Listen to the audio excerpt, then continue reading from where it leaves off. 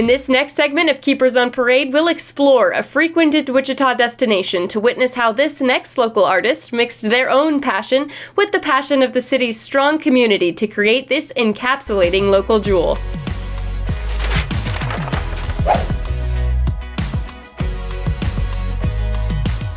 The Cozine family came to me, and I've been friends with them for a while. I hadn't planned on doing any more keepers, but they're such nice people. I said, okay, I will tackle this piece. They had a designer for this one also, and so I was in charge of putting it all together based on their digital design. So once again, I was back at, oh my gosh, I got to get this perfect and right, and there was a lot in it, which was awesome. They really pulled from different companies across Wichita, things that make Wichita special. One of the greatest challenges is they wanted the subtleness of the keeper that we have downtown versus having things stand out, which I was more accustomed to, having things pop and be specific. So they are very subtle references to all kinds of symbols of our city within the keeper.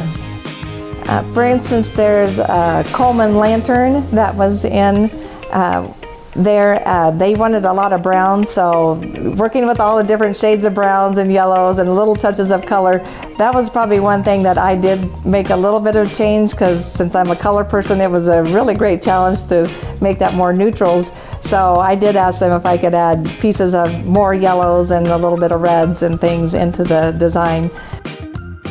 There's another replica of the keeper. There's parts of the city and the city buildings and working with that. So there are little touches of nature that I put into the design in the long run. One of the great things about the Cozine is they have a big family, and so when we began the process, one of the hardest choices was all the colorations. And Mrs. Cozine is great at color, and they just designed a new place of business over on Greenwich and 21st. So we met at Home Depot, which I hadn't done before, with people that I'd done the commissions for, and we sat and picked out all kinds of paint. So that was really fun to have all these choices of colors in the neutrals to pick from. Part of the process on this keeper that I got to put my own flair into was the headdress. I don't know, there's just something about that big headdress that's, I don't know, it lends itself to all kinds of fun up there in the top, and it's far away, so you have a little bit more space to work with. So I did take a few of the ideas that the designer had, and then I put just different colorations and different little small details that I thought would be important into that design. Stick with us to see how our next featured artist infused their own unique style into this 10-foot-tall masterpiece. We'll see how they transformed this keeper into a kaleidoscope of colors next on Keepers on Parade.